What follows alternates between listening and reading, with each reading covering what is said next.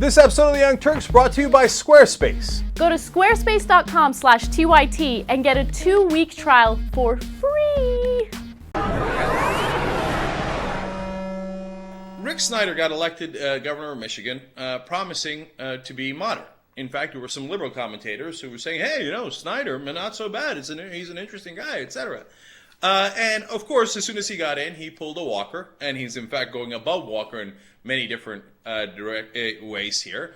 And he did the same thing that Kasich did, and they all did. He comes in and goes, supplies!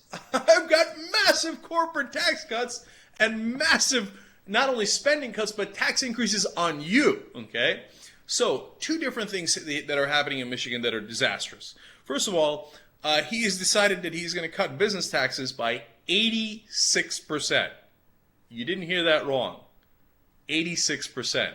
He's going to cut them by $2.1 billion. Now, that's a lot for a state. So how's he going to pay for it? There's got to be a way, right? Well, he's going to pay for it by, first of all, cutting education. What a great idea.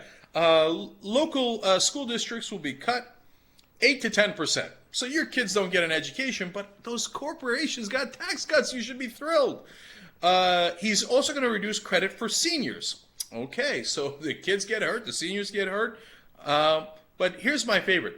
He's going to end his state's earned income tax credit, cutting $600 per child tax credit. You know what that means? That's a $600 tax increase for the middle class. So if you were getting this tax credit and you were the middle class, no, your taxes are going way up. Because the corporations need even bigger tax breaks. They need to pay almost nothing. Why? Because they bought Snyder. Rick Snyder is legislating from their back pocket. And they don't care how draconian it is. And you think they care about balancing the budget? They don't care. You think they care about tax cuts? No. They don't mind increasing your taxes. It's as long as the rich get their tax cuts. And look at this graph from Michigan. It's a perfect representation of it. We've showed you this in context of Wisconsin. It's also true in Michigan. The lowest 20% are getting the highest tax increases, okay?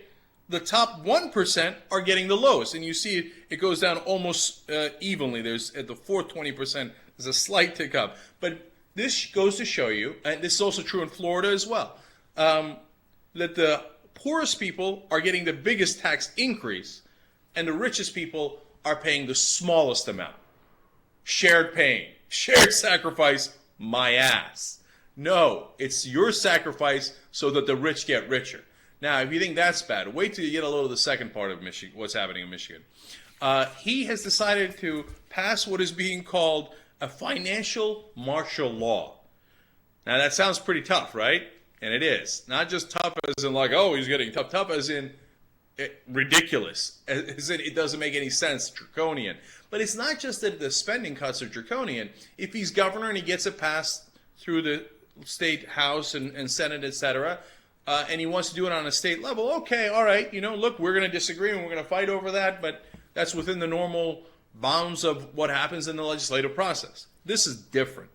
What he's saying is, if you've got financial troubles, according to Rick Snyder, at your local levels, he could actually come in and fire the local mayor and the local school board and put his emergency financial manager in charge of that city or town in Michigan.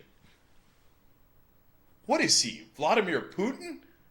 You can't do that in our democracy. You don't have the constitutional right to fire a local mayor. They voted for that guy. You can't just say, oh, I have decided that you're in a financial emergency, and I don't give a damn what the people of Lansing, Michigan thought, or whatever your local town is. I'm going to get rid of that head of that school board. I'm going to get rid of that mayor, and I'm going to put in essence, you know what he's putting in? Czars. What happened, Tea Party? I thought you hated czars, right? They're financial emergency managers that he has picked himself. And now he's saying, I will now rule over all of the cities and towns and school boards and make any cut I like. And he says he would also be able to get rid of any contract that existed. This is beyond Putin. I say Putin because this is what Putin did in Russia, where he said, oh, I'm going to get rid of the local governing bodies and I'm going to be able to make executive decisions about who's the governor of that area, etc. It's strikingly similar to what Snyder is doing in Michigan, right? But this is beyond that too, because he's saying he can go, and if you've got a pension that you're supposed to get paid in that local town in Michigan, he's saying, oh, I can break that law, and I can break that contract, and we don't have to pay you. That's not constitutional. Who gave you the power to be God? Okay, to say that you can go above our entire legal system and break contracts willy-nilly. Now look, if a state goes bankrupt, or if a city goes bankrupt, or if a company goes bankrupt, then there are issues as to who gets paid. There are investors, there are shareholders, the people who hold the pension funds, the employees and former employees. Those are legitimate questions. But you can't just declare people that are in some financial trouble according to you that you're in essence declaring them bankrupt unilaterally, putting in your guys unilaterally, and breaking all the contracts unilaterally. And the thing that drives me crazy about that is that whenever you go to say, like, hey, the bankers got bailed out in 2008, they got hundreds of billions of dollars. So shouldn't we be able to cap their bonuses? They say, how dare you? They have contracts. You know that contracts cannot ever be broken, right? Well, it turns out, according to Republicans, they can't ever be broken if they're rich people's contracts. But if they're your contract with your local state or city government, apparently Republicans think, oh, you can break that willy-nilly. Who cares? Oh, you were going to get a pension, you're going to get nothing instead. Or you're going to get a reduced payment instead, because the dictator Snyder in Michigan has decided to declare financial martial law. Totally and utterly unacceptable. Much worse than even what's happening in Wisconsin. There's got to be a fight back in Michigan.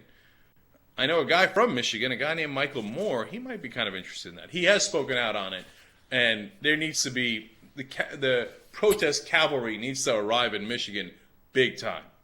If you want to build a website or a blog, where do you go? You go to squarespace.com. With Squarespace, you don't need any coding experience, and the best part is you can even edit your website on your iPhone. They give you 24/7 support. Go to squarespace.com/TYT and get a 2-week trial for free.